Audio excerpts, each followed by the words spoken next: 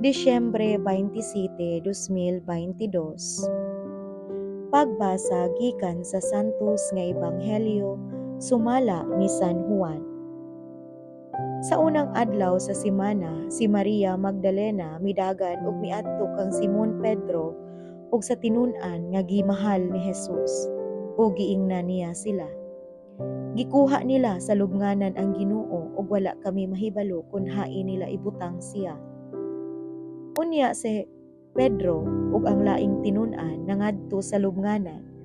Nagdagan silang duha, apan ang maong tinun-an mas kusog nga midagan kay kang Pedro ug nahiuna pag-abot sa lubnganan. Mitikubo siya ug iyang nakita ang panapton nga lino, apan wala sila mosulod. Miabot si Simon Pedro sunod kaniya ug midiretso siya ngadto sa lubnganan ug nakita niya didto ang panapton nga lino ug ang panapton nga giputos sa ulo ni Jesus. Wala kini mahitipon sa panapton nga lino kundili gilupot ug gilain pagbutang.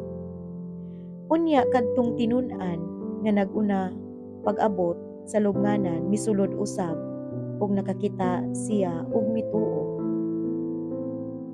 Ang Ebanghelyo sa Ginoo. Daygon ko ikaw, O Kristo.